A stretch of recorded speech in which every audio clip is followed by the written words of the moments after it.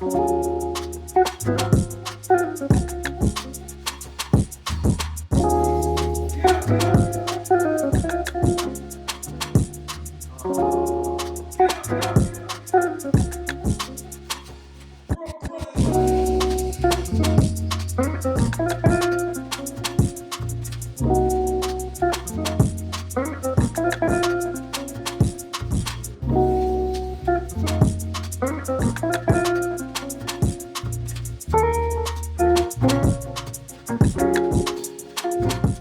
evening, everyone. My name is Joy Anthony, and today I'm here with Diamond Wilson.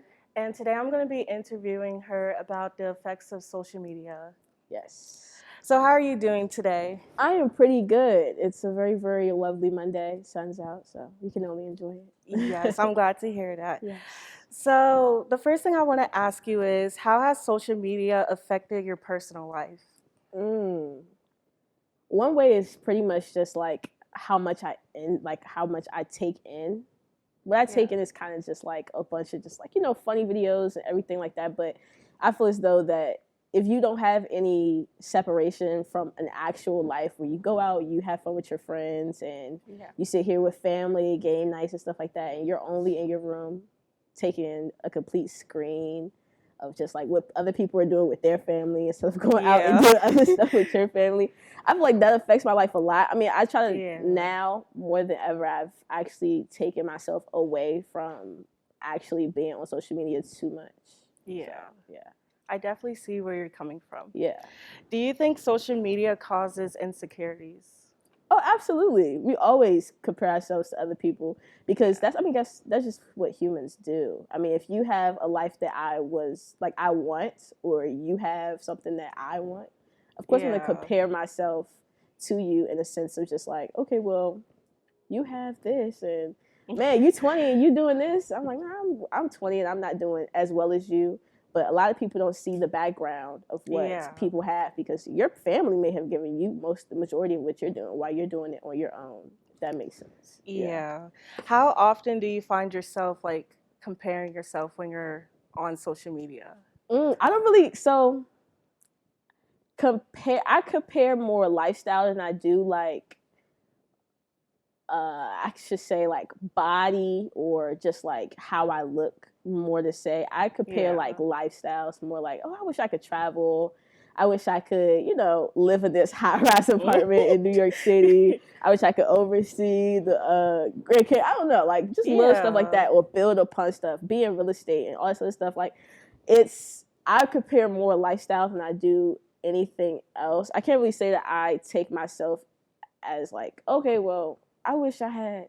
Well, of course, I'd be like, I wish I had longer locks. I can't say I wish I had like, more lifestyle than it is. Physical beings. Yes, that makes sense. What is social media like beauty standards to you in today's society?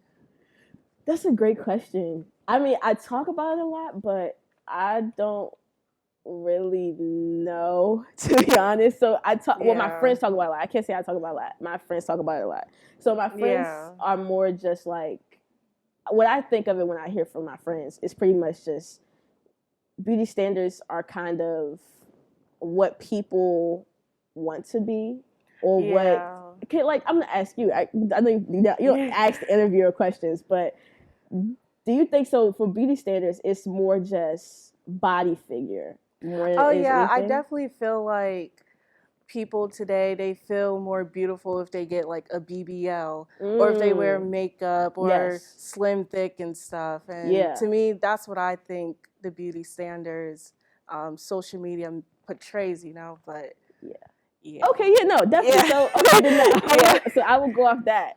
Beauty standards are more just like the BBL. I feel like BBL is playing a big role in our society right about now. Because everybody, I feel like maybe like a few months ago, or maybe just like last summer, where everybody was coming from Miami, sitting on planes face down because they couldn't sit down. Like that was literally it was so long ago, but it was such a short time to where like people, that was like a period. That was literally like a period of time where like now we're kind of just here and we're like, dang, that really happened. That really happened. So that's few steps for me, I guess. Do you believe people put like a fake facade on social media? Some of us do. I don't really feel like a lot of people do because I feel like social media kind of brings out the worst and people's true colors. So facade is more just, I can't really say facade, it's more just what people really are, because people go online and they'll be like, oh, I love you, oh my goodness, I really love what you do, and then behind closed, in person they'll be like that, but then on social media they'll be like, I hate everything that you do. So facade, they just come out in real life, to be honest. So yes. Yeah. Absolutely. And we will be right back.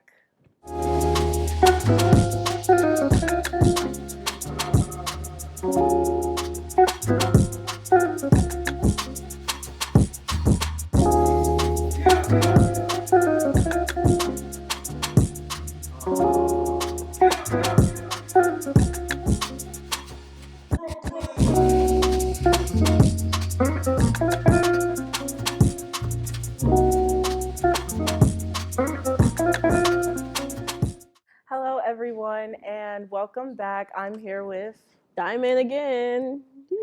And today we are still talking about the effects of social media. Yes, let's get right back on into it. So my next question is, what are your thoughts on the new TikTok ban? I love TikTok. I feel like I'm not alone with it. So I feel like a lot of people take in TikTok, like, if you look at somebody's screen time, like if anybody was in the crowd to take out their phone and look at their screen time for TikTok, I promise you it is no lower than an hour.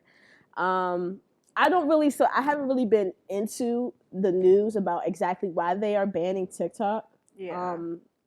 I can say that it brought out a lot of creativity within the years that it's been active. Yeah. It was the comedic relief we needed during the COVID time, because that's literally when it came out. I don't want TikTok to go, but if it is something, I feel like I had heard something like it was something about privacy. Am I right about saying that? Yeah, about how the Chinese government is like taking our data and information. Okay, so so when it comes to safety, I don't really feel like I feel like we have a bunch of geniuses within the United States that can make a similar thing, because we have Vine, so I don't see why we can't just make another one and just go off of that. But don't take TikTok away. But if what we will go through is the Chinese taking our data and it's a security threat to us, I don't see why it should be that much of a problem to ban something and then make a new one. Social media will always be around. They will always make another one. So let's just make another one. Bring Vine back. How about that? Bring Vine back and it will be good. Yeah, I definitely agree with you. Do you think teenagers should use social media? I don't know. So are we talking like 13 up or like? Yeah. Okay. No, and yes. I feel as though that there's a lot less censored stuff that there was when we were teenagers. Mm-hmm. Like, there's a lot of death on social media. There's a lot of just very explicit things on social media where we can't really separate the two.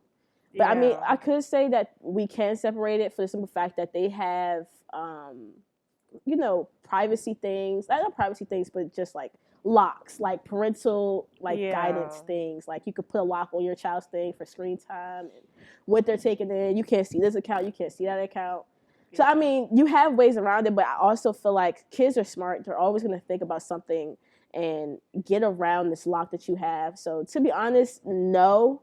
But at the same time, can we really stop it? Them. We can't really stop it, because we're going to always have a parent that is like, okay, well, I don't really care what you do, and they're going to go to school and then show their friends, and their friends going to show that friend, and then it's always going to be a way to get around taking the social media away from somebody. And I also agree with you, because I definitely feel like suicide rates also went up because of teenagers social media, and it could cause depression by people comparing themselves.